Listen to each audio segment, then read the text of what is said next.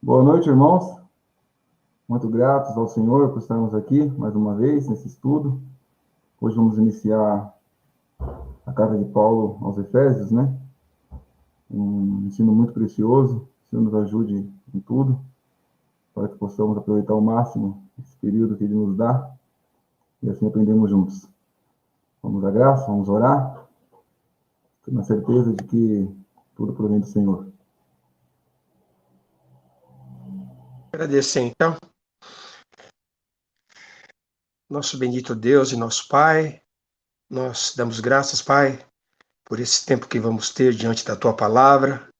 Pedimos a direção do Teu Santo Espírito em tudo, que essa live possa ser de edificação, exortação e consolação a todos, que possamos aprender mais da pessoa do Senhor Jesus Cristo pela Tua Palavra, pela direção do Espírito.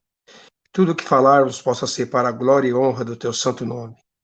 Nós encomendamos essa reunião em tuas mãos e oramos nesse nome bendito e precioso do Senhor Jesus Cristo, nosso Senhor e Salvador. Amém. Amém. Amém. Vamos à leitura então do capítulo. Efésios 1, a partir do primeiro versículo. Paulo, apóstolo de Jesus Cristo, pela vontade de Deus, aos santos que estão em Éfeso e fiéis em Cristo Jesus. A vós, graça e paz da parte de Deus, nosso Pai, e da do Senhor Jesus Cristo. Bendito Deus e Pai de nosso Senhor Jesus Cristo, o qual nos abençoou com todas as bênçãos espirituais nos lugares celestiais em Cristo, como também nos elegeu nele antes da fundação do mundo, para que fôssemos santos e irrepreensíveis diante dele em caridade. E nos predestinou para filhos de adoção por Jesus Cristo, para si mesmo, segundo o beneplácito de sua vontade, para louvor e glória da sua graça, pela qual nos fez agradáveis a si mesmo, assim no amado. Em que temos a redenção pelo seu sangue, a remissão das ofensas, segundo as riquezas da sua graça, que ele tornou abundante para conosco, em toda sabedoria e prudência, descobrindo-nos o mistério da sua vontade, segundo o seu beneplácito, que propusera em si mesmo, de tornar a congregar em Cristo todas as coisas, na dispensação da plenitude dos tempos, tanto as que estão nos céus como as que estão na terra. Nele digo, em que também fomos feitos herança, havendo sido predestinados conforme o propósito daquele que faz todas as coisas, segundo o conselho da sua vontade, com o fim de sermos para louvor da sua glória, nós, os que primeiro esperamos em Cristo, em quem também vós estáis, depois que ouvistes a palavra da verdade, o evangelho da vossa salvação, e tendo nele também crido, fostes selados com o Espírito Santo da promessa, o qual é o penhor da nossa herança, para a redenção da possessão de Deus, para louvor da sua glória. Pelo que, ouvindo eu também a fé que entre vós há no Senhor Jesus, e a vossa caridade para com todos os santos, não cesso de dar graças por vós, lembrando-me de vós nas minhas orações, para que o Deus de nosso Senhor Jesus Cristo, Pai da glória, vos dê em seu conhecimento o espírito de sabedoria e de revelação, tendo iluminados os olhos do vosso entendimento, para que saibais qual seja a esperança da sua vocação, e quais as riquezas da glória da sua herança nos santos, e qual a sobreexcelente grandeza do seu poder sobre nós, os que cremos, segundo a operação da força do seu poder, que manifestou em Cristo, ressuscitando-o dos mortos, e pondo-o à sua direita nos céus, acima de todo principado e poder, e potestade e domínio, de todo o nome que se nomeia, não só neste século, mas também no vindouro. E sujeitou todas as coisas a seus pés, e sobre todas as coisas o constituiu como cabeça da igreja, que é o seu corpo, a plenitude daquele que cumpre tudo em todos.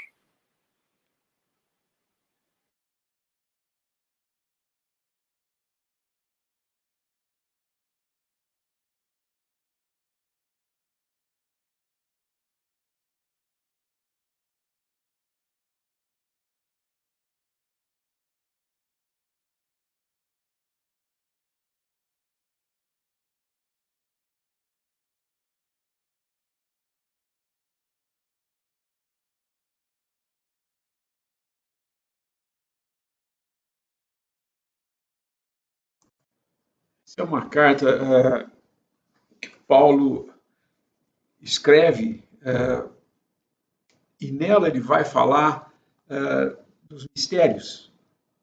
Fala aqui dos mistérios que foram a ele revelados. E essa carta ela tem algumas características próprias dela mesmo, né? Primeiro que ela é uma carta em que ele não recrimina em nada, ele não tem nada assim para corrigir entre eles, né? Mas é uma carta que ele fala das coisas celestiais. É uma carta que mostra qual é o propósito de Deus com respeito ao seu Filho e à Igreja. Cristo e a Igreja. É esse mistério que ele revela, né? E aqui ele fala desse mistério. Em Romanos, ele fala do Evangelho e da pregação que ele fez. Essas duas coisas, o Evangelho e a pregação que ele fala em Romanos, inclusive ele fala o meu Evangelho, ele chama do meu Evangelho, são os pilares para se entender no Novo Testamento por que Deus fez tudo isso, e a revelação para nós entendermos e vivermos uma vida cristã frutífera para Deus. É muito importante entendermos essas duas partes da doutrina de Paulo. A sua pregação do Evangelho, o Evangelho que ele pregou, e a revelação desses mistérios. E aqui, então, nós vemos que fala, diferente das outras cartas, nós já vimos isso quando estudamos Romanos, se eu não me engano, foi em Romanos que nós estudamos, que mostra as diferenças, né? Gálatas fala de Cristo sendo morto e crucificado. Em Romanos, fala dele sepultado, morto e crucificado. Já em Colossenses, fala dele tendo morrido, sido sepultado, vivificado e ressuscitado. Efésios, ele já começa falando da vivificação, da ressurreição e da ascensão do Senhor nos céus.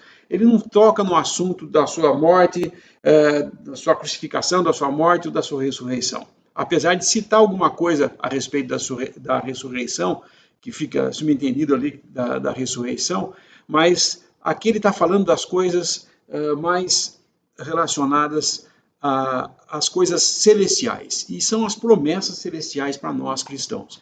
Esse mistério que é revelado aqui, ele fala já no primeiro capítulo, ele entra sem introduzir nada de doutrina.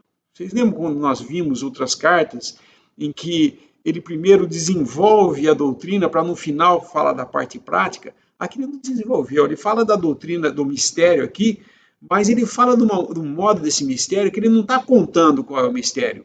Ele está louvando a Deus, e no louvar a Deus ele está narrando esse mistério, e nós aprendemos o mistério de uma maneira em que praticamente ele irrompendo em louvor, porque ele começa já no versículo 2 falando isso. Mas é a carta de Paulo, porque começa Paulo, apóstolo de Jesus Cristo, pela vontade de Deus, aos santos que estão em Éfeso e fiéis em Cristo Jesus. É uma carta escrita para uma cidade, Éfeso, e para os santos que estão nessa cidade, e fiéis em Cristo Jesus. Só até aí por enquanto.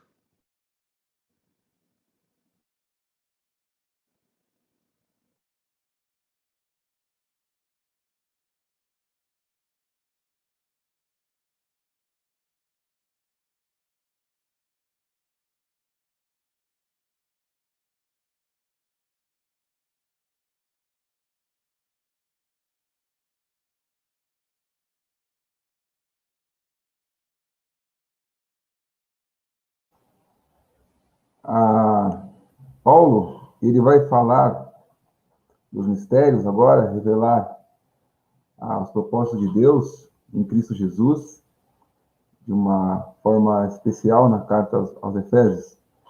E ele faz isso, que me indica, da prisão em Jerusalém, né? Ele fala de bênçãos espirituais, da certeza das nossas bênçãos, de que nós somos em Cristo Jesus, num estado em que ele se encontra preso. É uma forma de aprendermos que o que somos em Cristo Jesus muitas vezes não representa o estado que estamos momentaneamente aqui, mas é da prisão que ele vai falar agora, de sermos totalmente abençoados com todas as bênçãos espirituais nos lugares celestiais em Cristo. E é isso que também torna essa carta muito especial, porque vemos o que a fé faz com a nossa vida. A fé nos transporta para o lugar em que estamos em Cristo, fazendo-nos viver este momento presente, na certeza de que temos um lugar garantido no céu com Cristo Jesus. Essa carta vai nos fazer olhar para o alto, nos levar numa posição que bendita, em que pela fé podemos administrar isso diariamente, né? Coríntios que fala, não vivemos por fé, não por vista. E Efésios é esse caminho espiritual que nos fortalece a entender os propósitos de Deus, né? Todos os conselhos de Deus a respeito de Cristo Jesus e a nossa posição bendita com Ele, e na prática, o que isso pode formar em nossa vida. Acho que Paulo teve em Efésios 2 vezes, né? E lá em Efésios teve problema com a deusa Diana, aquela idolatria toda, aquela grande confusão. Depois ele teve outro período lá também, que ficou mais tempo, acho que uns 2 anos. E é lá que ele também chama os bispos, né, de Efésios, antes de ir para Jerusalém, de onde ele vai ser preso e vai escrever a carta. É um povo que tinha saído de uma idolatria. Uma questão espiritual, né? Adoravam deusas, tinham essas práticas. Mas agora eles vão viver uma vida espiritual verdadeira em Cristo. Estar em Cristo é algo que vai além do que está no céu. Nós não estamos na expectativa de estarmos no céu, no sentido de como os anjos estão, como estão os querubins, como estão as potestades celestiais. Nós não fomos colocados no céu em um lugar. Nós estamos em Cristo. O céu não é nada para nós se nosso Senhor não estiver lá. E assim como a terra também não é nada para nós se nós estivermos com Ele. Não existe posição geográfica, sei lá, espiritual ou dimensão para o crente ser feliz se Cristo não estiver com ele. Então, se estamos no céu, estamos com Cristo. Não dá nem para imaginar, né? Se isso fosse possível. Você chegar no céu, tudo lindo, maravilhoso, ruas de ouro, digamos assim, tanta coisa bonita e cadê meu Senhor? Cadê meu Senhor? Não seria nada esse lugar se Ele não estivesse conosco. Então é essa posição que é muito interessante, essa verdade, estarmos em Cristo, naquele que tem todas as bênçãos, e a fé nos transportar para essa verdade, para vivermos os presentes momentos de uma forma especial, glorificando a Deus. Até aí.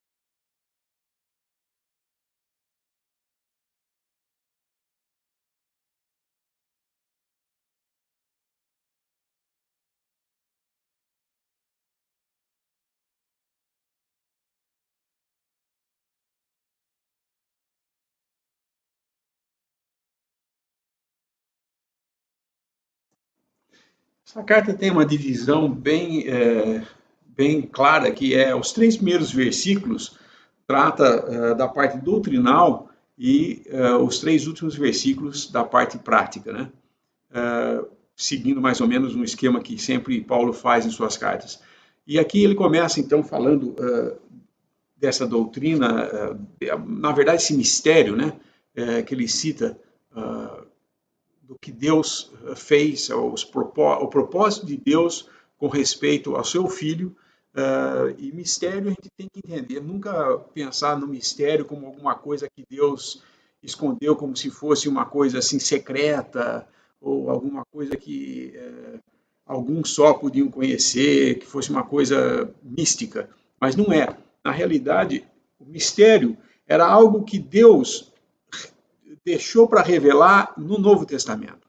Os santos do Velho Testamento não tinham conhecimento do propósito de Deus com respeito à pessoa de Cristo, né, ao Messias, porque aí eles tinham pleno conhecimento do que era o Messias, que estava prometido, o povo de Israel, tudo, mas eles não tinham, não se vê falar da igreja sendo formada, o corpo de Cristo na Terra, o corpo místico que a gente chama, né, que é composta por todos os membros, são todos os que creem em Jesus Cristo como seu Salvador. Então, esse mistério revelado é importante para a gente entender qual é o propósito de Deus em tudo isso, né? E nós vamos ver que a sabedoria, a multiforme sabedoria e a grande o poder de Deus em tudo que ele fez, porque nós vemos desde a fundação, desde antes da fundação do mundo, antes da fundação do mundo, ele já nos havia escolhido em Cristo Jesus. Nós, o que eu digo, os cristãos, né?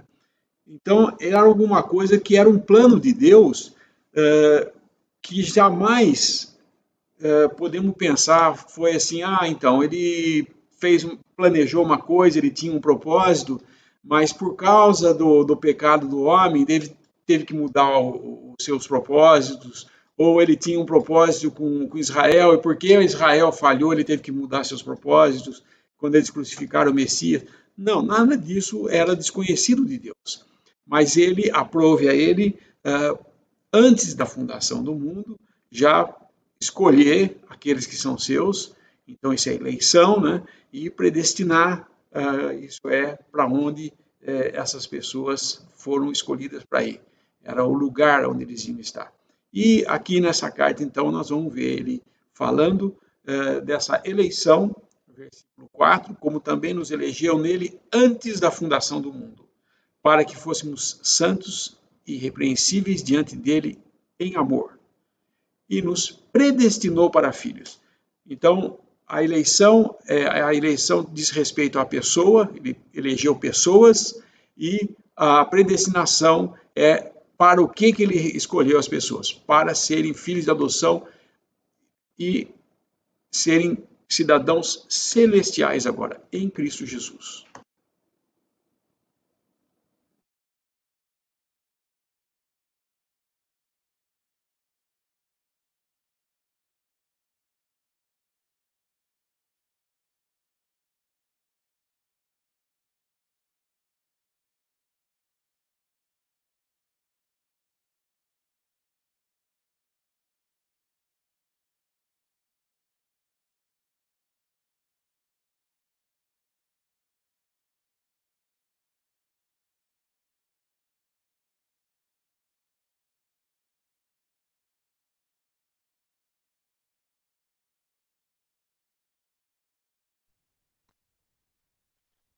O versículo 2, Paulo dá aquela saudação, né? A vós graça e paz da parte de Deus, nosso Pai, e da do Senhor Jesus Cristo. Aqui tem umas coisas interessantes dentro desse versículo, né?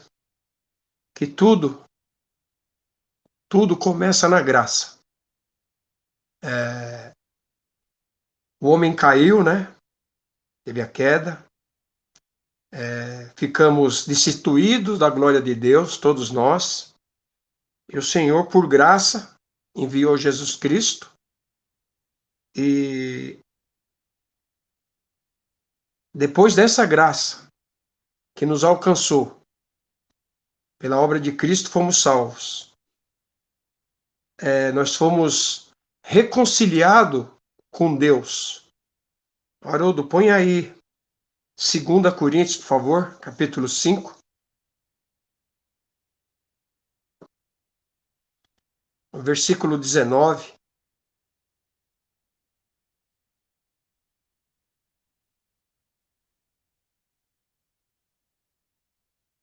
Tá aí, ó. Isto é, Deus estava em Cristo reconciliando consigo o mundo, não lhes imputando os seus pecados, e pôs em nós a palavra da reconciliação. Agora, abre lá, Haroldo, por favor, Romanos 5.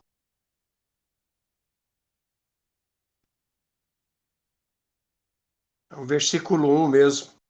Tá aí, ó. Sendo, pois, justificados pela fé, temos paz com Deus, por nosso Senhor Jesus Cristo. Então, Deus estava em Cristo, reconciliando o mundo. Depois dessa reconciliação, nós alcançamos a paz pela justificação, pela morte e ressurreição do Senhor. Então, essa ordem que Paulo põe aqui é interessante. Sempre a graça à frente de tudo. A graça é o... Podemos dizer, eu gosto de pensar assim, né? Que a graça é um pacote de presente que você abre. Ali dentro vai ter a fé, a salvação, a paz, a justificação, a santificação. Tudo começa pela graça de Deus. Então a gente vê aqui que na sequência do versículo, Paulo põe a vós graça e paz da parte de Deus, nosso Pai. Paulo põe sempre, na maioria das cartas dele, nosso Deus e nosso Pai. Acho que só em Gálatas, que eu não lembro se ele dá essa introdução. E lá ele já chega meio sério com os irmãos lá, meio nervoso, porque estavam tentando introduzir a lei, né?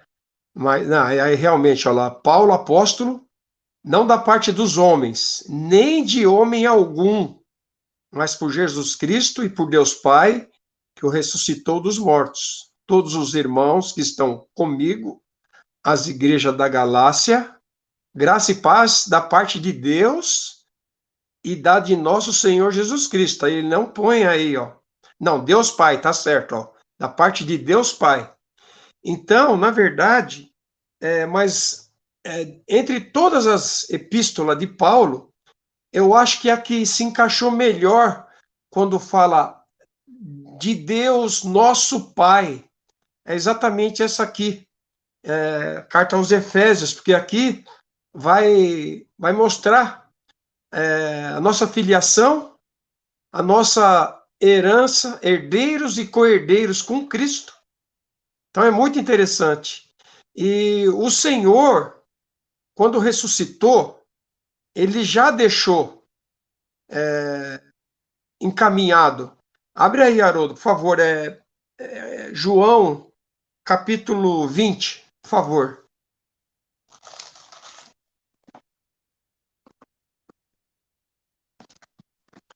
Versículo 17.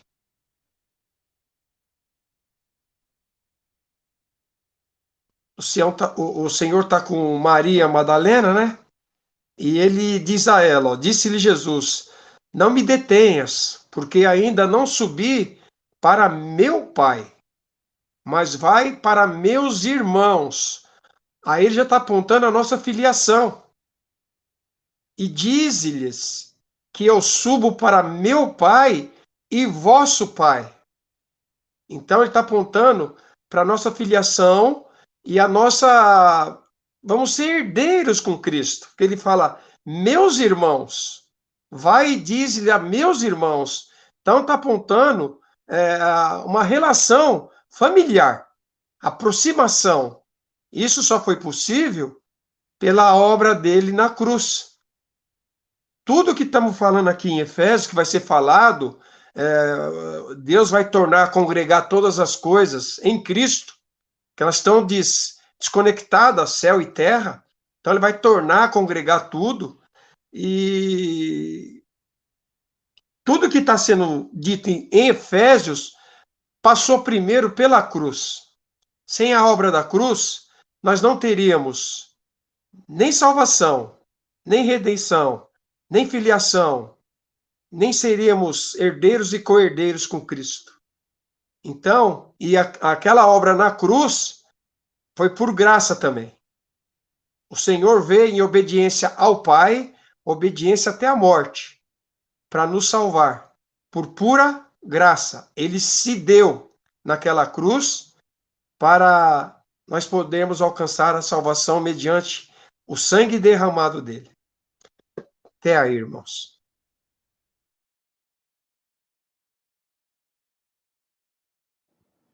O que chama a atenção também é esse versículo que o irmão mostrou de João, do Evangelho de João, capítulo 20, quando o Senhor Jesus anuncia, manda a Maria Madalena anunciar.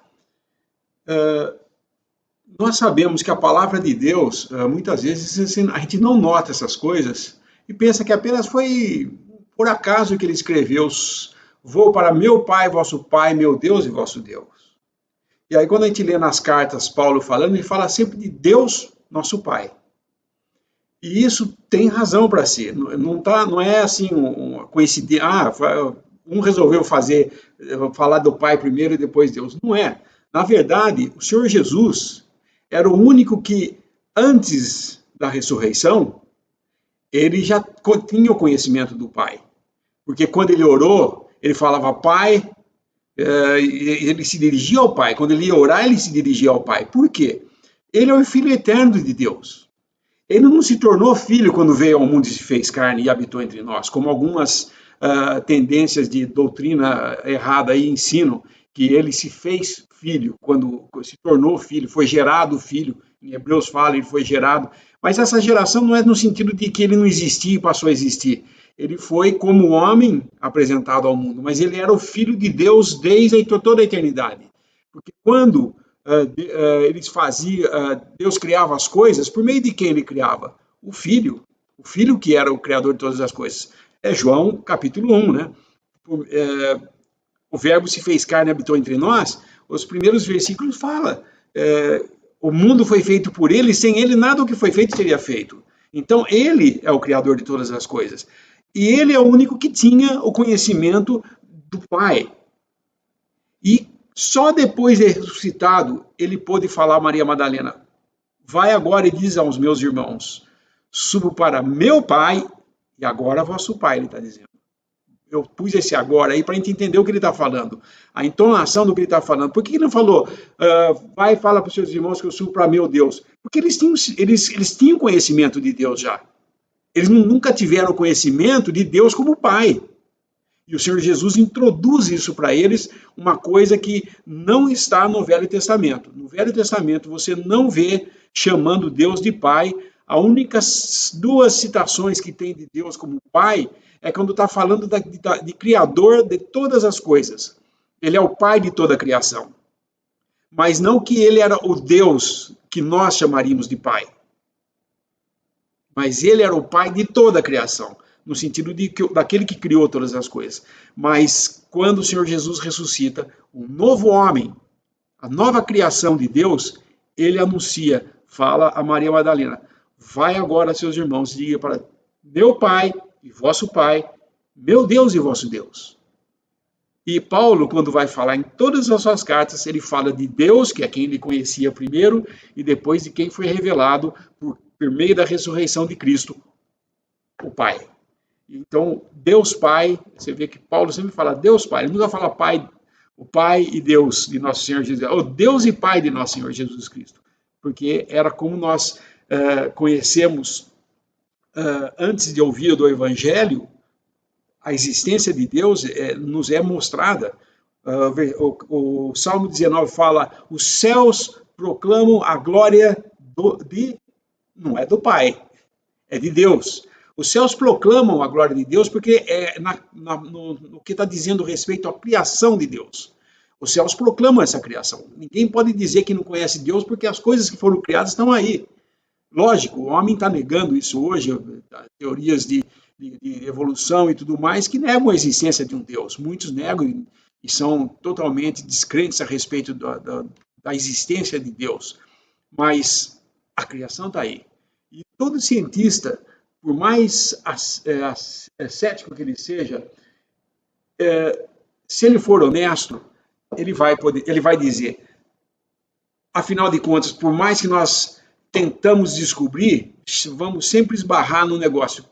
Como é que tudo isso surgiu? Mesmo aqueles que são defensores da teoria do Big Bang, fala, sim, mas antes do Big Bang, quem foi que fez esse Big Bang acontecer? Do nada? Não tinha que ter alguma coisa diferente antes. Tem que ter um criador, tem que ter um ser primeiro, supremo, e eles não querem falar que é Deus, eles não falam. Eles falam, tem alguma força superior e tal. Mas isso, se fossem honestos, eles iam falar, é Deus, porque como que vai surgir do nada uma coisa? Não tem jeito, mas só em Deus. E o Senhor Jesus, então, ele apresenta agora que já essa velha criação que havia caído e veio a trazer a desgraça para essa criação de Deus, foi tratada na cruz, porque Deus sabia que do velho homem, do primeiro Adão, não tinha o que melhorar para tornar um primeiro Adão que fosse capaz ou apto para entrar nos céus e participar das coisas celestiais. Esse é o mistério. Ele ia agora tirar de entre os judeus e os gentios uma nova criação, que era pessoas nascendo de novo, nascendo toda nova, né? E crendo no Evangelho, fazendo parte agora de um corpo místico aqui na Terra. Quando a gente fala de corpo místico, o que nós estamos falando é místico não porque é misticismo no sentido que conhecem o misticismo aí. É místico porque não pode ser visto como um todo, mas é todos os membros e o cabeça nos céus, ressuscitado e assentado à direita de Deus, e só aguardando o momento em que ele virá nos buscar, para então, que nós vamos ver em todo esse mistério que Paulo narra, que vai falar dessas coisas, e em outras cartas ele trata desse assunto também, do arrebatamento e também da sua vinda no milênio. Aqui ele vai falar mais do milênio, né? Ele reinando sobre a sua herança, ele vai receber, e nós como coerdeiros dessa herança.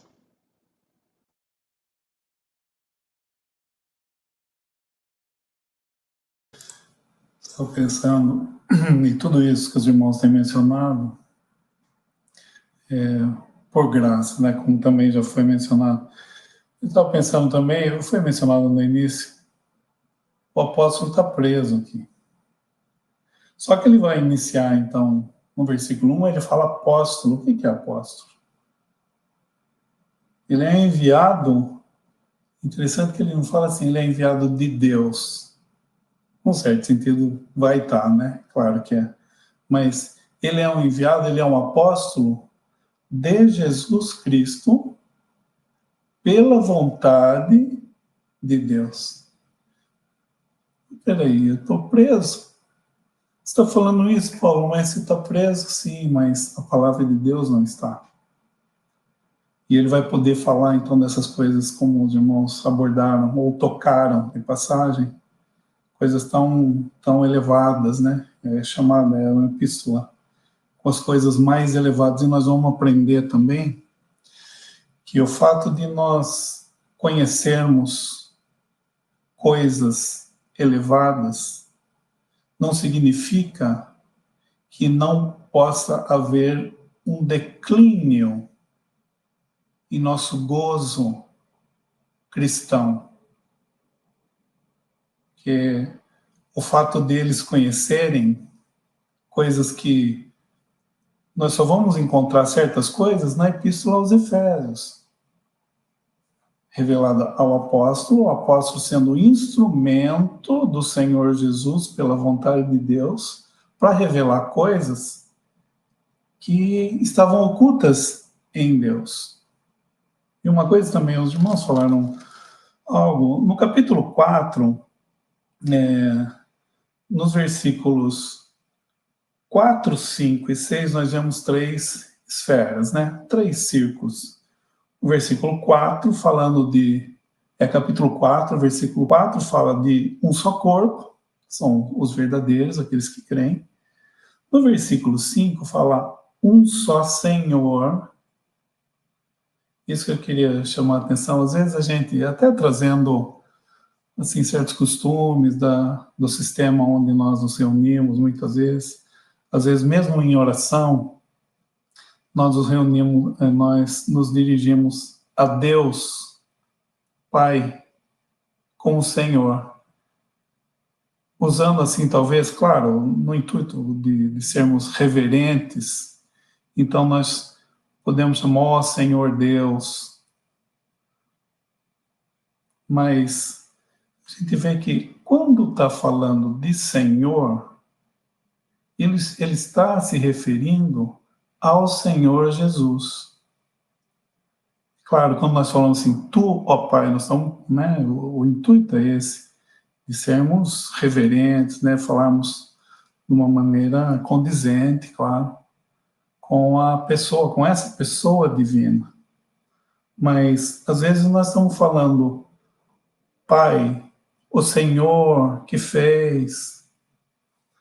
Então é interessante ver essas distinções, porque no versículo 5, então fala um só Senhor, uma só fé, um só batismo, né? Esse batismo é que faz com que nós entremos nessa esfera onde há um só Senhor, que hoje ele está ausente nesse reino, que ele virá um dia para estabelecer.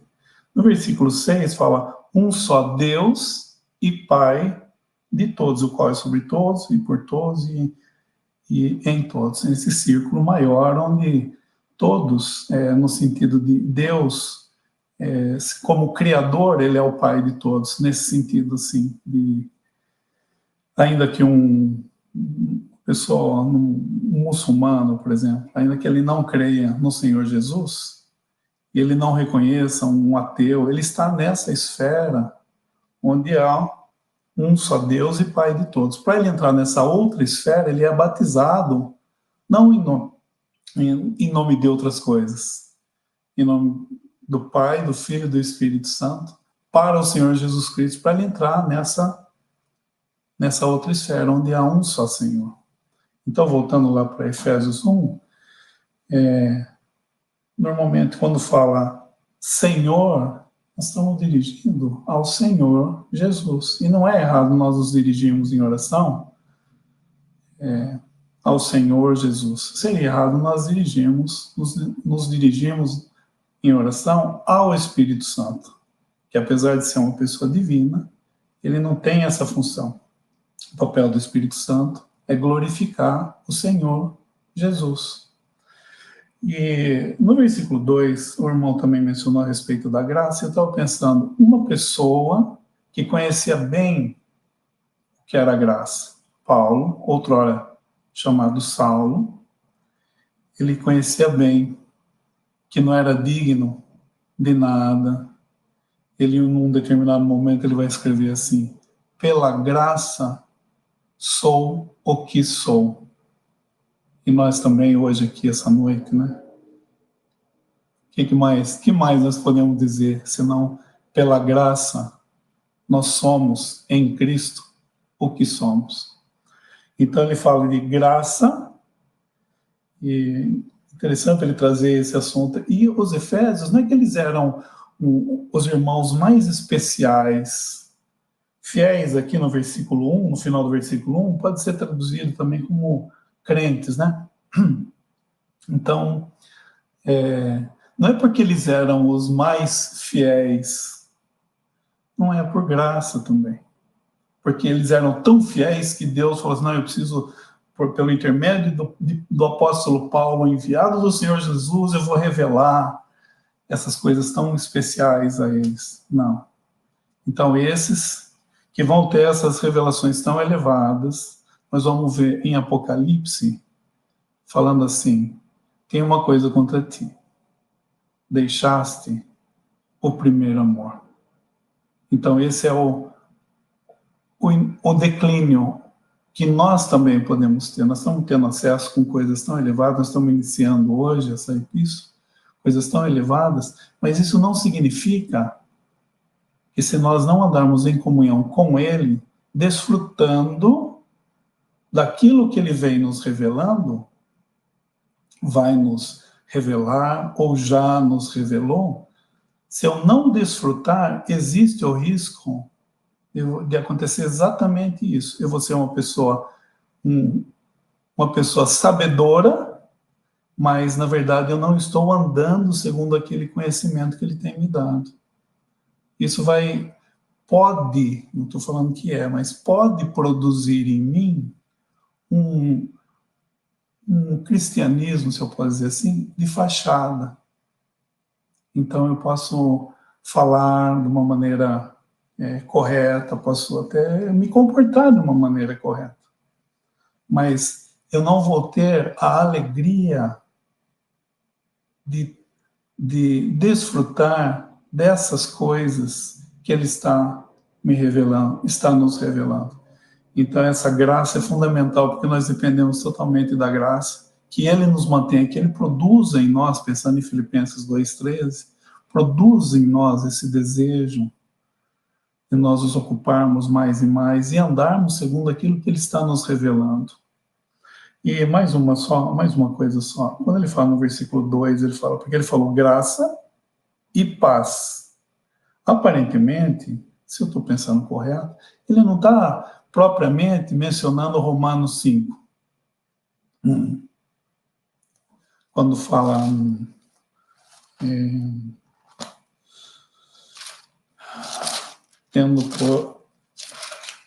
sendo, pois, justificados pela fé, temos paz com Deus. Eu estava pensando, ele não está falando propriamente dessa paz com Deus, porque essa paz com Deus eu tenho, crendo no Senhor Jesus, sabendo que eu sou lavado, houve essa reconciliação, como o irmão mencionou no início, mas aqui, quando ele fala em paz, creio eu que esteja mais ligado a Filipenses, capítulo 4, versículo 6, versículo 7, ele fala de não estar inquietos, no versículo 6, antes fazendo todas as petições, sejam tudo conhecidas diante de Deus pela oração e súplicas com ação de graça, e a paz de Deus, uma pessoa dependente que anda na presença de Deus, que excede todo entendimento, guardará os vossos corações e os vossos sentimentos em Cristo Jesus. Voltando lá para Efésios. Então, eu acredito que essa paz esteja mais relacionada a esse resultado, fruto de um andar na presença do Senhor, vai ser aquela paz em que o Senhor Jesus andava aqui nesse mundo.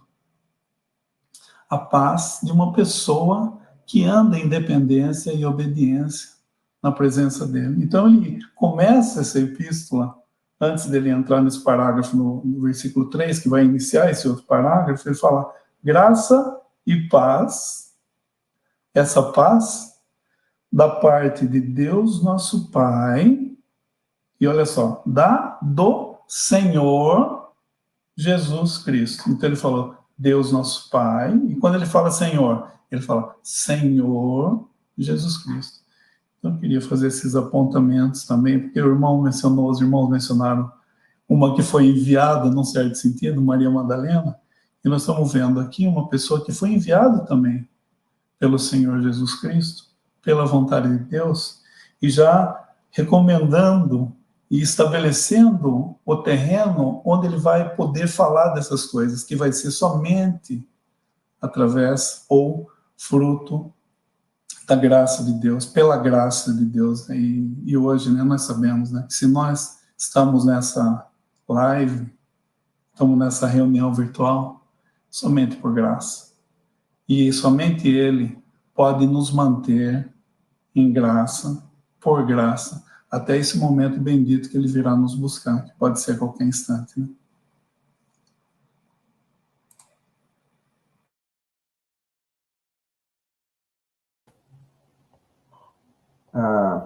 A graça também é importante para que possamos entender e desfrutar dessa verdade que é a nossa posição em Cristo.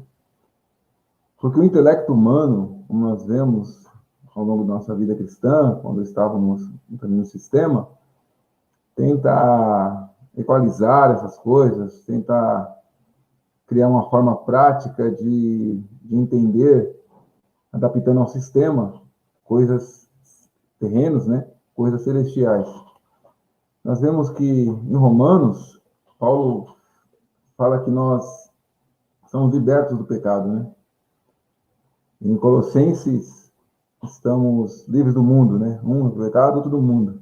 Mas em Efésios, estamos em Cristo, em Deus, abençoados com todas as bênçãos espirituais nos lugares celestiais. É algo totalmente novo. Nunca antes se ouviu falar disso no Antigo Testamento.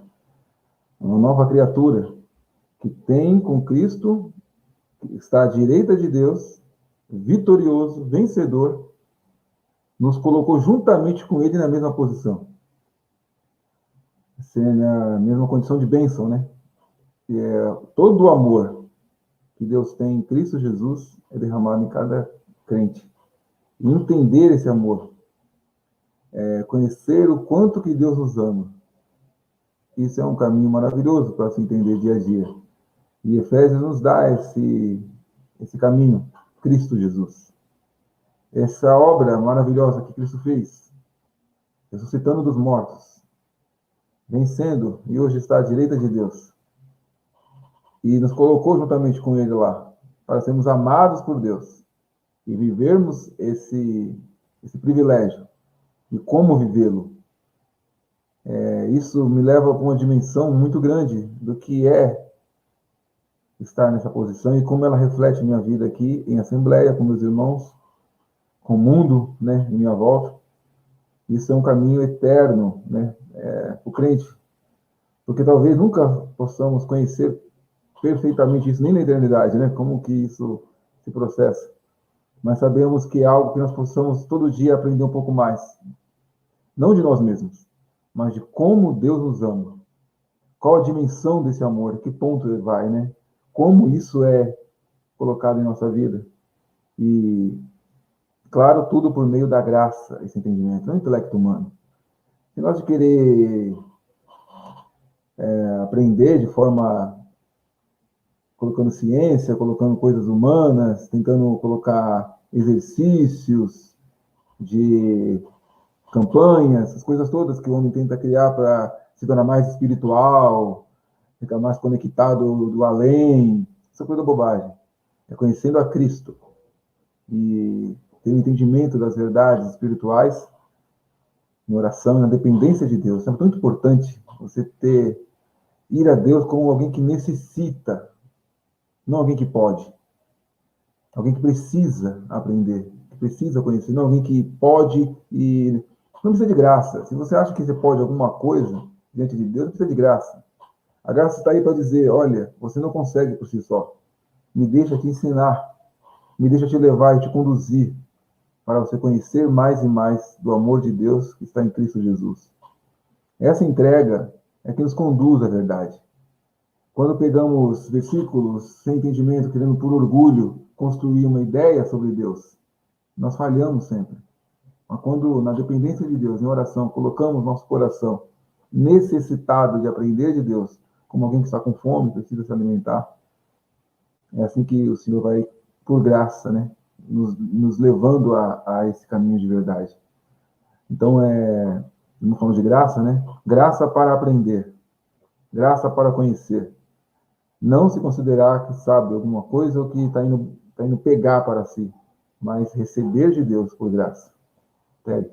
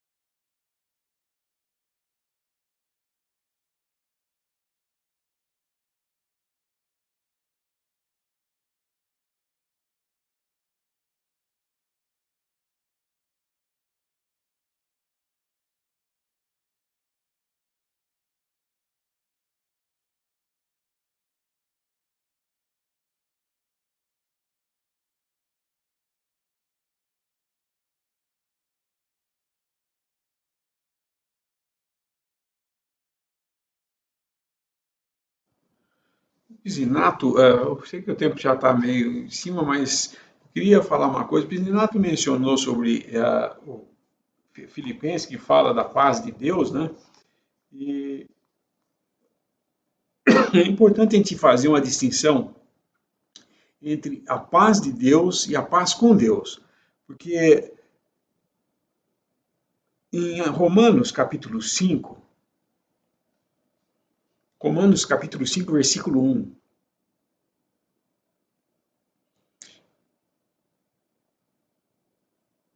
sendo, pois, justificados pela fé, temos paz com Deus, por nosso Senhor Jesus Cristo. Isso não é uma coisa que nós iremos ter, ou se nós estivermos perto do Senhor, nós vamos...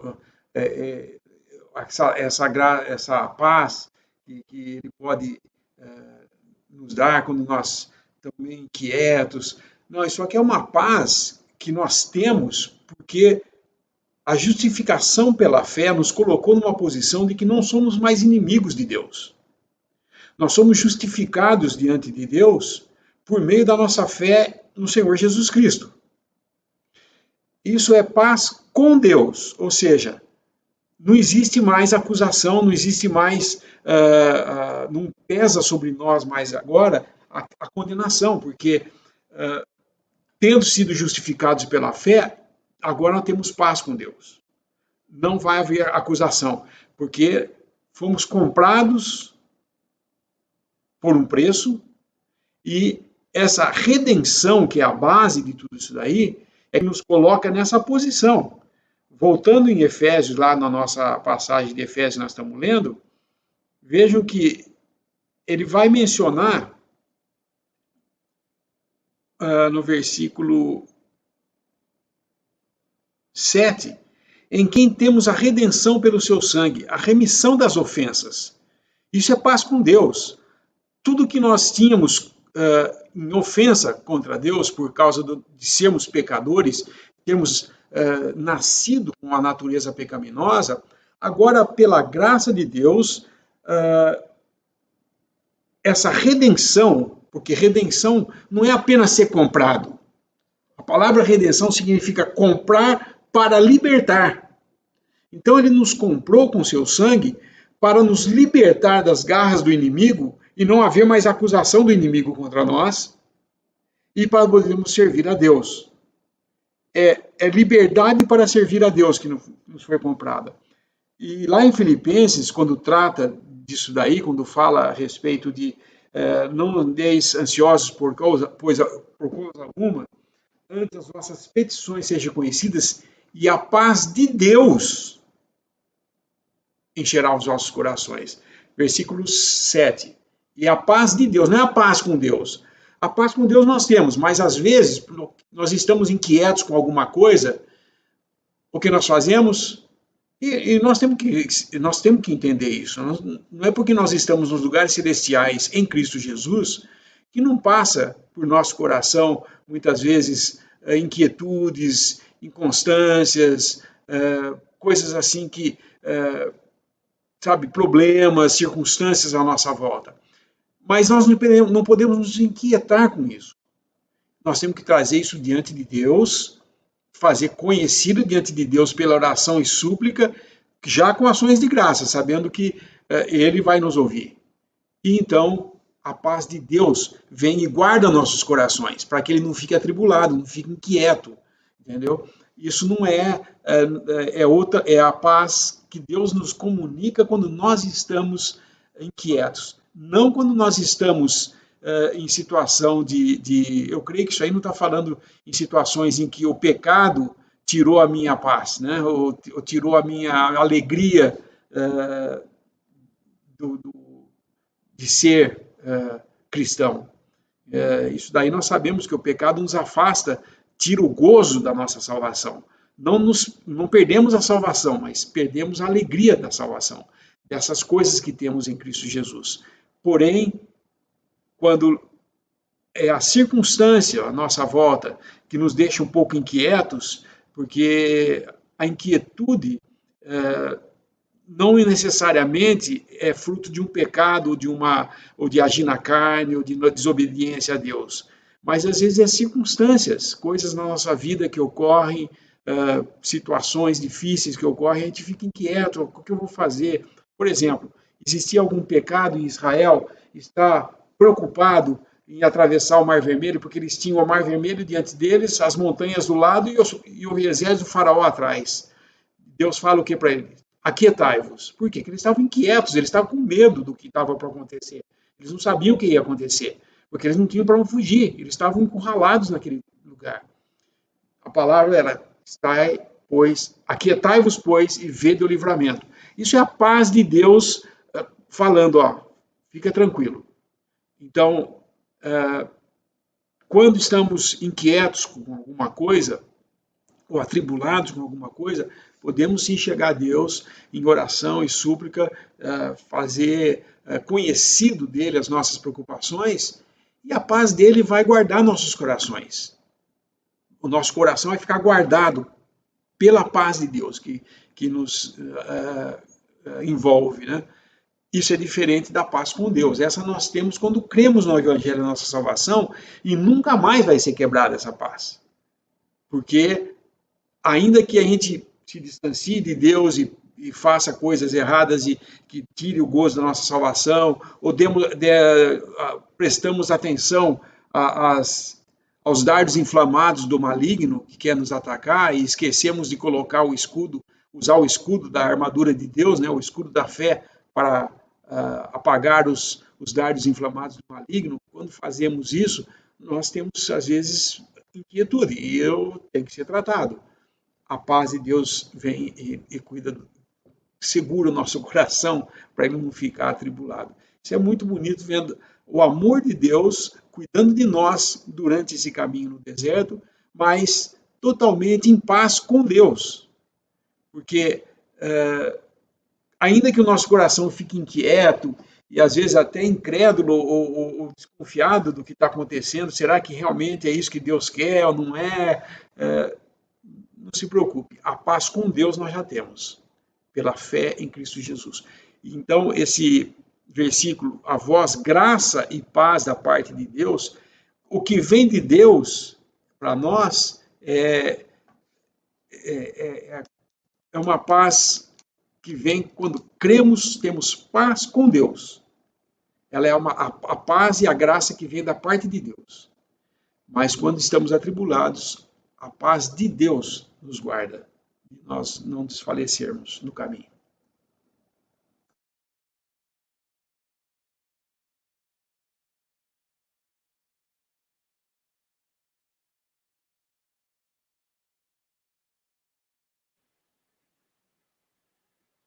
Bom, o nosso tempo está se encerrando. Algum irmão tiver alguma consideração final, fica à vontade.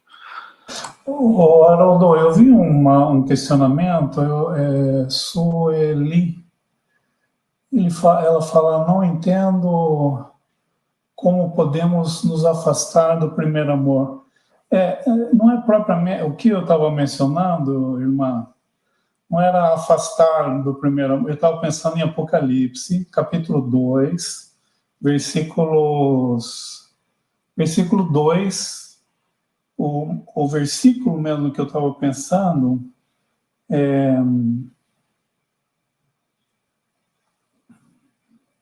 eu tenho em mente o capítulo 2, versículo 2, mas o versículo que eu mencionei em mente era o versículo 4.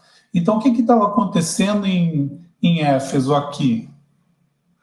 Versículo 2 fala assim, eu sei as tuas obras, o teu trabalho e a tua paciência, e que não podes sofrer os maus. Puseste à prova os que dizem ser apóstolos, e o não são, e tu os achaste mentirosos. Então nós estamos vendo o quê? Mesmo em Éfeso ali, quem olhasse de fora estava falando assim, está tudo certo. Por quê? Porque tem as obras, tem o trabalho, tem a paciência. Mas se a gente voltar, volta 1 Tessalonicenses, só fazer um contraste com isso, para a irmã entender melhor. Quando ele fala em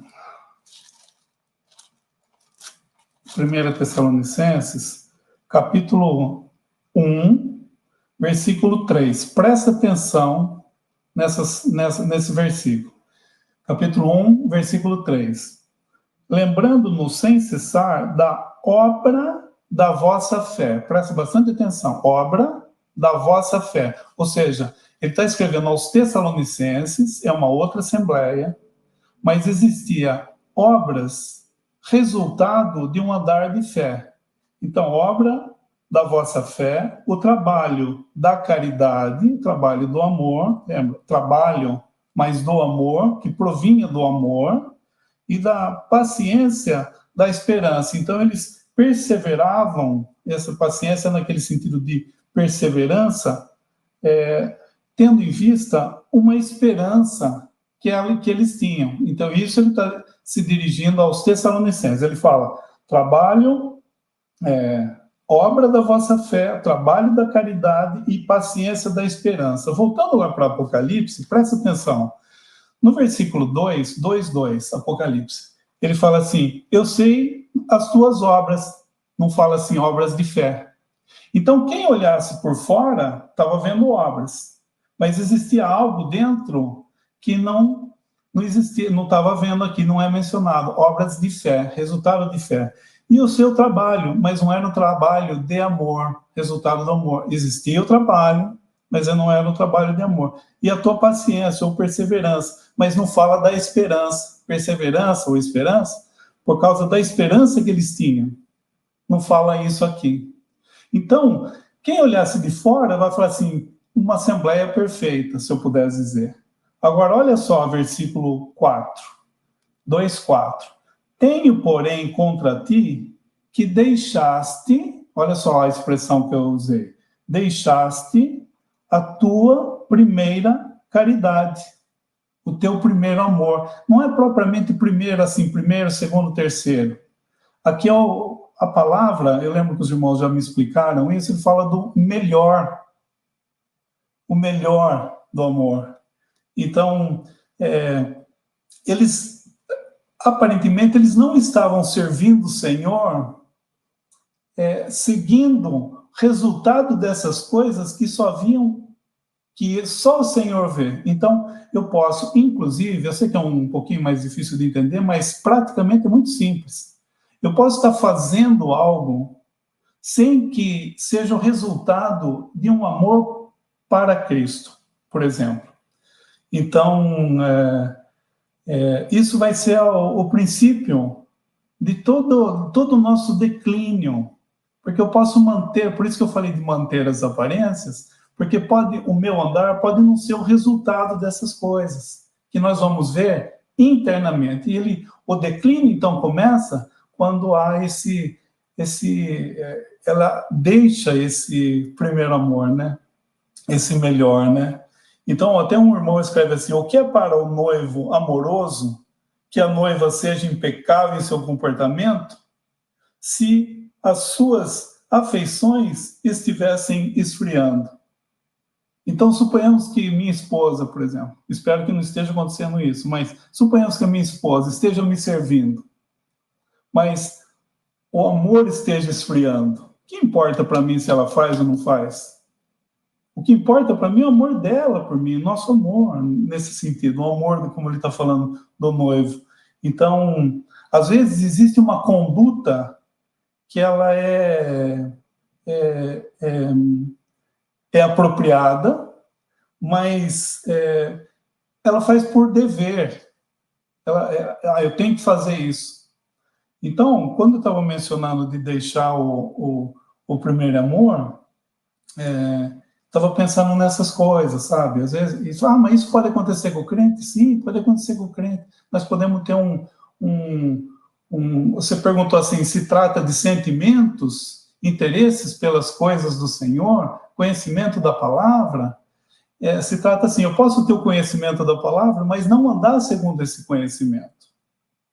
Eu posso tá lendo, que nem eu posso estar aqui numa live agora, mas isso não significa que eu tenho interesse pelo Senhor. Eu posso estar aqui como um exemplo, tá? Uma coisa formal, para que depois as pessoas, para que depois as pessoas me vejam aqui, você esteve na live, né? Me perco uma. E, no entanto, o que foi dito, o que deixou, não teve impacto. A palavra dita aqui essa noite não teve impacto em minha vida. Entende? Então, às vezes, eu posso fazer tudo por formalismo. Isso vai fazer com que haja um declínio no gozo da minha vida cristã. Não vai perder minha salvação. Nós não estamos falando de salvação, porque, como já foi falado, né, a paz com Deus é justamente baseado na obra que o Senhor consumou na cruz, derramou seu sangue. Quer dizer, você é uma pessoa muito amada do Senhor. Só que você pode andar nesse mundo agora como cristão sem desfrutar desse amor. O amor do Senhor já não importa mais. Entende? Então isso vai ter consequências, né? Se eu posso dizer assim. O que foi tentado dizer? Assim, uma pessoa que tem grandes conhecimentos, um cristão pode ter grandes conhecimentos, mas ele pode não necessariamente ter uma vida gozosa diante de Deus. O conhecimento em si, ele não vai fazer com que a minha vida cristã seja uma vida de gozo cristã, se eu não estiver desfrutando desse amor dele por mim. Se a cada circunstância, por exemplo, eu não tomar como vinda dele, puxa, olha, ele está cuidando de mim, ele me ama, isso que eu estava pensando em desfrutar, né? Cada momento, né? Cada coisa, imagine só, ele está provendo esses momentos aqui, nós estamos falando assim, obrigado, Senhor, ele está provendo para nós, eu posso tomar isso como vindo dele, como resultado do amor dele, ou a ação, melhor dizendo, a ação do amor dele, né? E eu posso desfrutar disso, eu posso estar vendo essas palavras, os ensinamentos que os irmãos trouxeram, e tomar isso como vindo dele, tomar como amor dele. Isso eu estou chamando de desfrutar do primeiro amor. Né? Ou eu posso andar de uma maneira somente exterior. Isso é um perigo para nós. Um perigo para você, um perigo para mim também. Então nós temos que estar sempre julgando isso. Então isso que eu quis dizer, quando eu falei que no caso de Éfeso foram escritas coisas tão elevadas, e quando nós vamos lá para Apocalipse, um irmão sempre chamava de a segunda epístola aos Efésios, é por causa disso, porque normalmente a segunda epístola há um declínio, e eles, em Éfeso ali, deixaram o seu primeiro amor. É isso que o Senhor tinha contra eles. Espero que tenha ficado claro, não sei se os irmãos querem completar ou corrigir, ou está muito em cima da hora já também. Como sempre, eu já chego para deturpar, né?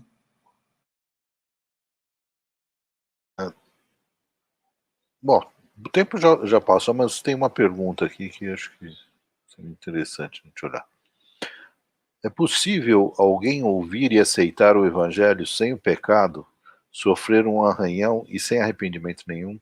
Essa pessoa é o solo de pedregais, como descreve a parábola do semeador, e não foi salva? Ele complementa aqui. A passagem de 2 Pedro 2, 20 a 22, aplica-se a qualquer incrédulo ou apenas a uma classe de pessoas que se diziam doutores? São duas perguntas distintas, né, do Guilherme.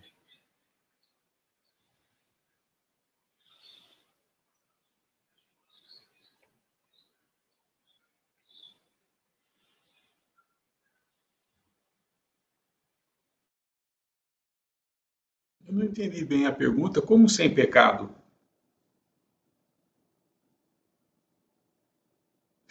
É possível alguém ouvir e aceitar o Evangelho sem o pecado?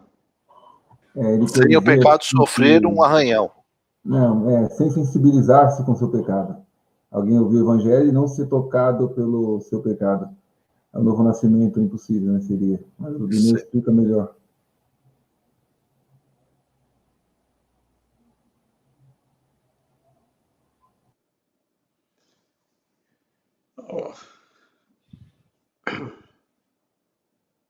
Seria impossível alguém aceitar o Evangelho, no sentido de crer no Evangelho da vossa salvação, porque alguém que crê no Evangelho da sua salvação, ele viu que ele é pecador e precisava de salvação. Ok? Agora, o que pode ocorrer é a pessoa dizer que crê, porque tem algum interesse em fazer isso, ou porque tem alguém ali onde ela vai se congregar que interessa para ela, ou porque ela achou que é uma coisa interessante, mas ela nunca teve exercício nenhum, né? esse é o que a gente chama de um crente professo. Ele só professa ser cristão, mas na realidade ele não é. Então eu diria o seguinte: uma pessoa que ouve o evangelho, que nasceu de novo e ouve o evangelho da sua salvação, ela vai crer, porque ela nasceu de novo, ela ouviu o evangelho, entendeu? O que existe são pessoas que não nasceram de novo e se submetem ao evangelho ou se colocam debaixo dele como um simples ouvinte, mas sem nenhuma relação com julgar a si próprio, ou ver que ele é um pecador, achar que ele é alguma coisa, entendeu? Mas participar dessas coisas. Esse é um que pode realmente se apostatar da fé, negar essa fé que uma vez ele falou que tinha. Um verdadeiro cristão nunca vai negar a sua fé no sentido de Cristo Jesus ser a objeto da sua fé. Isso é bem claro nas Escrituras que apostasia, um verdadeiro cristão nunca vai se apostatar da fé. Existem algumas denominações que dizem isso, que se você pecar pecados mais graves, e tem aí, então eles fazem a classificação dos pecados aí, né? Você pode perder a sua salvação. Se apostata, e aí já não tem mais caminho de volta. Isso para um verdadeiro cristão nunca acontece. Por que nunca acontece? A definição, o que é um cristão? Cristão é aquele que tem o Espírito Santo. Quem não tem o Espírito Santo, esse não é dele. Está em Romanos, certo? Aquele que tem o Espírito Santo, esse é dele. O que não tem, não é. Ponto final. Se você tem o Espírito Santo, para você não ser salvo mais, você tem que perder esse Espírito Santo, ele tem que sair de você. Ora, a promessa é que ele viria a estar para sempre com o crente. E essa é a promessa que é baseada não no nosso andar, não no que nós somos, mas no que Cristo fez na cruz por nós, na qual nós cremos que foi por nós. Isso é a minha fé. Eu ouvi o Evangelho e falei, Cristo morreu por você. Ai, creio nisso daí. Eu realmente sou um pecador, eu queria me livrar desse estado aqui que eu me encontro de pecador e queria aceitar Jesus como meu Salvador. Isso é ser crer em Cristo, entendeu? Jamais você vai perder isso daí. Você pode errar, pode se distanciar, e se você começar a andar de um modo que não é digno da vocação a que você foi chamado, ele vai tirar você daqui, porque é melhor você lá no céu do que aqui na terra fazendo besteira, né? Como cristão. Mas perder a salvação você não perde. Agora, isso não é uma carta branca para falar, bom, já que você não perde a salvação, vai, faz tanto que está no seu coração, porque você nunca vai perder a salvação. Um cristão verdadeiro nunca pensa assim. Ele sempre pensa, mas ele morreu por mim, como é que eu vou fazer isso agora? Como é que eu vou voltar a praticar umas coisas que ele teve que sofrer na cruz por mim? Então, o sentimento que nós temos agora de gratidão por aquilo que Deus fez por nós, nos leva a viver um andar em espírito, buscar as coisas que são de Deus e semear o que é espiritual para colher vida eterna.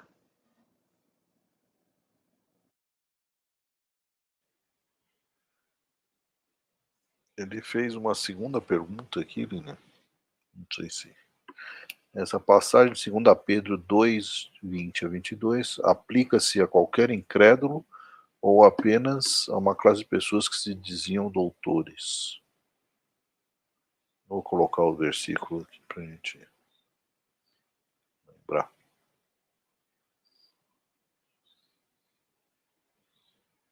Não. Porquanto, se depois de terem escapado das corrupções do mundo, pelo conhecimento do Senhor e Salvador Jesus Cristo, forem outra vez envolvidos nelas e vencidos, tornou-se-lhes o último estado pior do que o primeiro. Porque melhor lhes fora não conhecerem o caminho da justiça, do que, conhecendo-o, desviarem-se do santo mandamento que lhes fora dado. Deste modo, sobreveio-lhes o que por um verdadeiro provérbio se diz: o cão voltou ao seu próprio vômito, a porca lavada ao espojadouro de lama.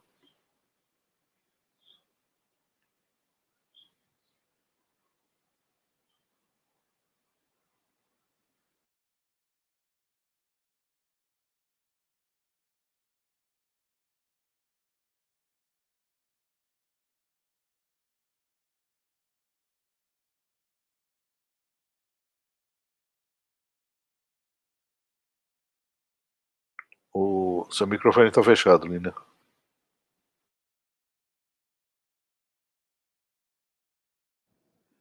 O versículo 20, bem lá no versículo 20, ele fala: depois de terem escapado das corrupções do mundo, pelo conhecimento do Senhor e Salvador Jesus Cristo.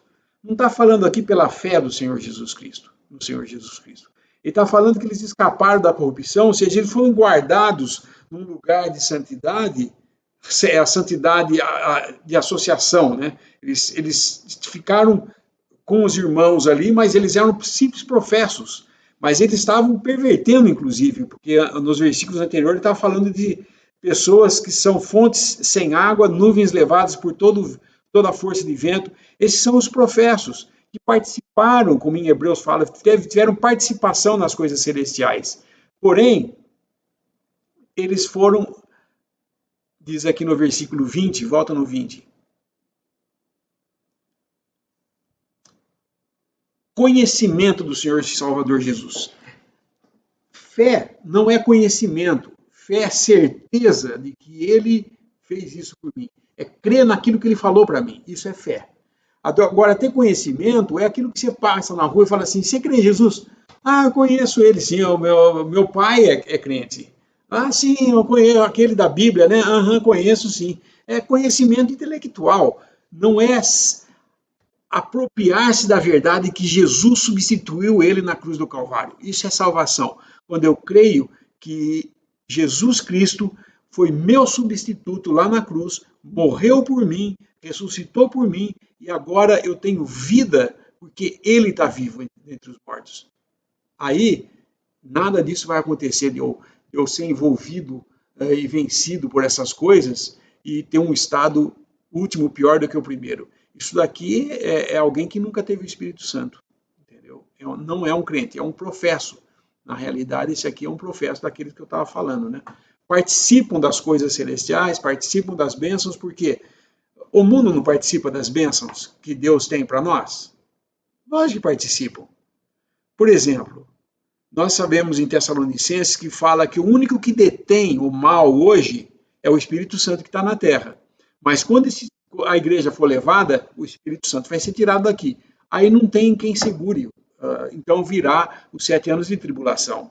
Então, na realidade, o mundo hoje, apesar de falar eu não creio em Deus, não creio em nada, eles participam das bênçãos, porque chove, não tem perseguição, tem uma certa, até um certo ponto existe ainda uma certa coisa que você pode sair na rua, existe perigo? Existe, não é tal, mas seria muito pior se os cristãos não estivessem no mundo, se o Espírito Santo não estivesse no mundo. Eu quero dizer, melhor do que o cristão, estou falando, o Espírito Santo não estivesse no mundo. Porque a hora que ele sair do mundo, no arrebatamento, o caos vai ser instituído aqui.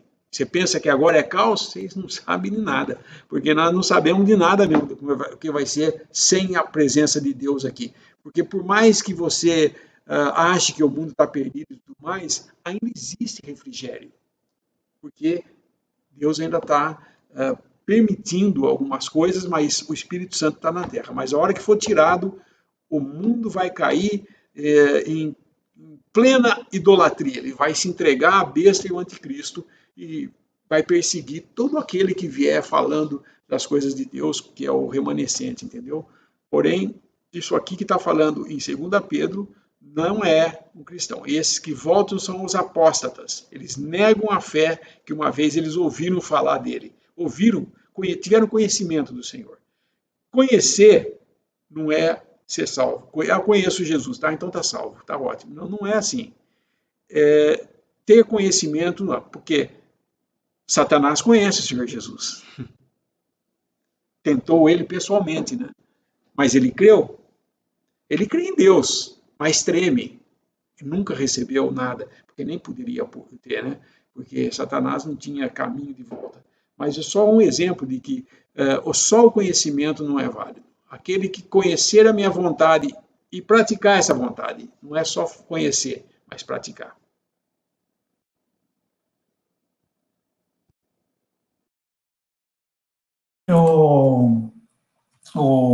O conhecimento, ele traz A iluminação. Luz, lembra em Hebreus capítulo 6, versículo 4. Hebreus 4, 6, 4, ele fala assim. Veja bem, isso aqui também não é crente. Porque ele fala assim, versículo 4, fala, porque é impossível que os que já uma vez foram iluminados, então o conhecimento traz a iluminação.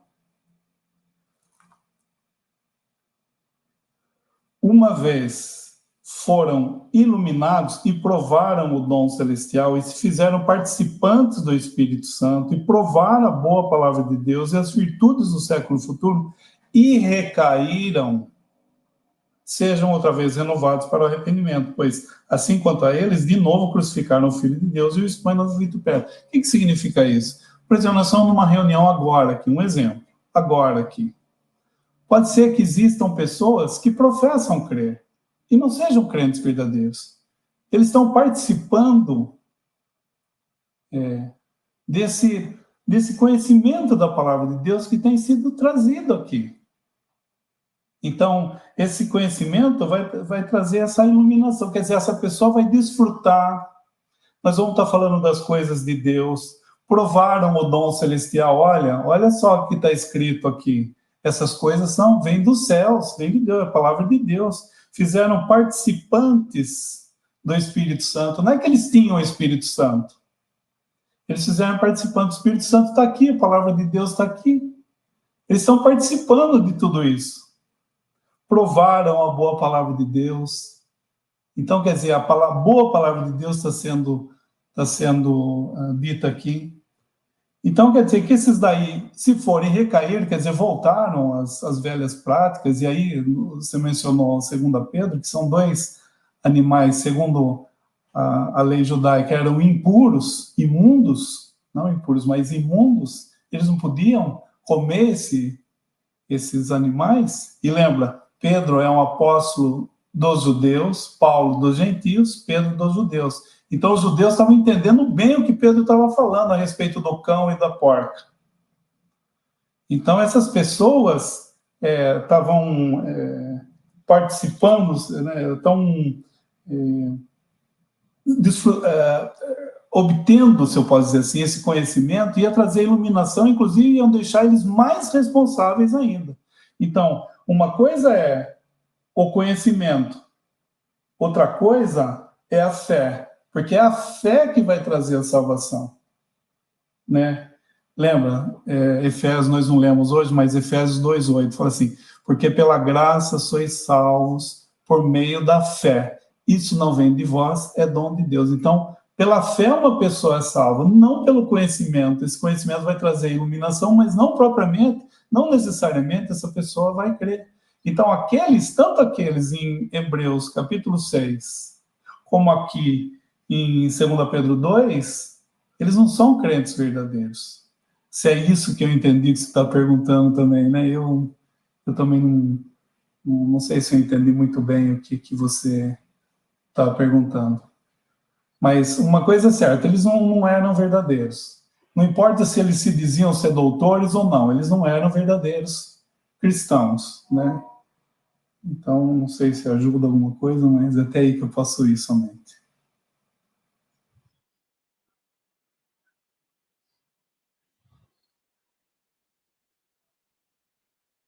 Bom, nosso tempo já estourou aí um pouquinho.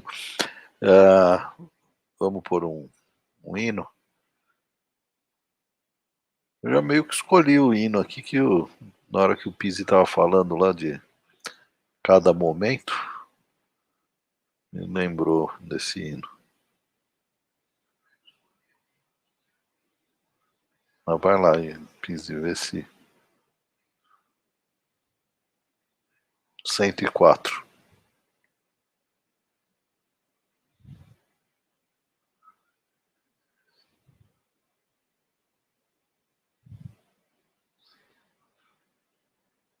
Algum outro, irmãos?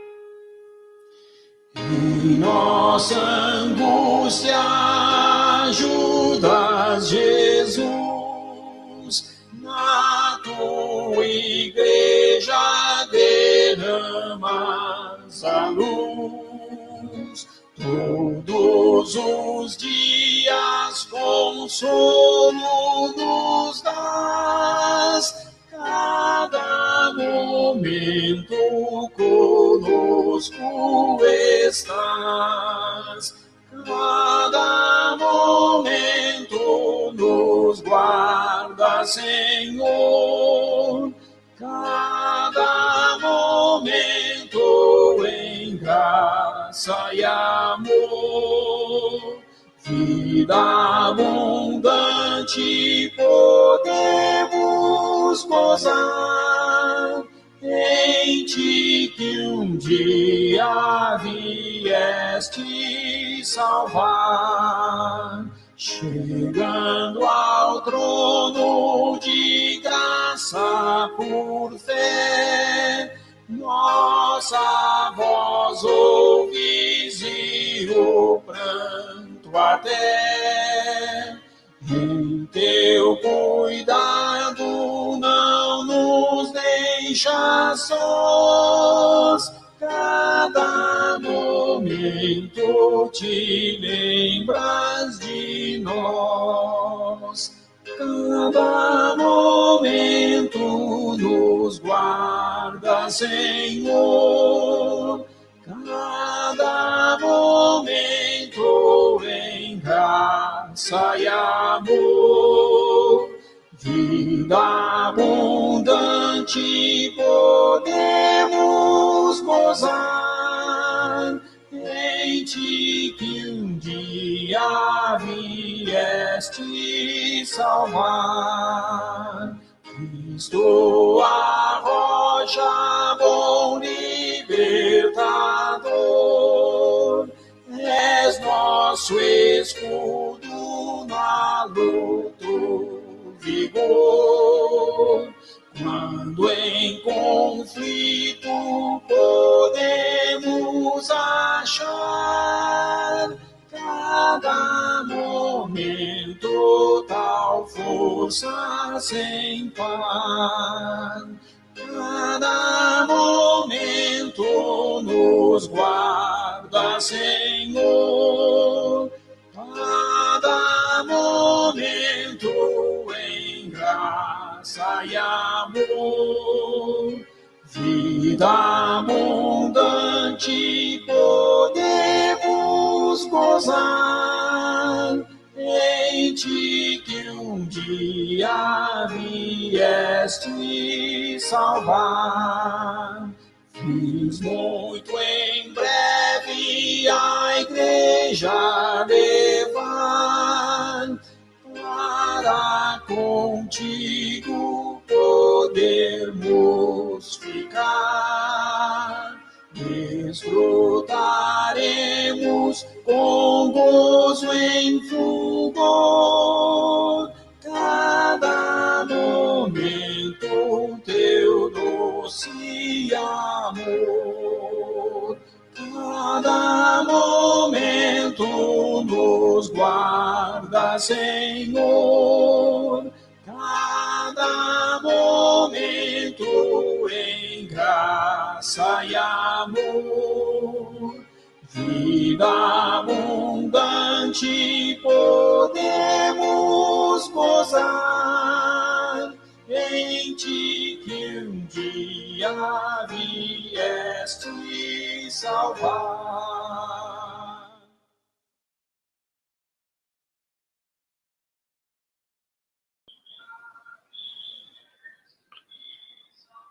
Boa noite, irmãos, e o Senhor permitindo, nos vemos no início da semana, continuando o estudo em Efésios, a partir do versículo 4.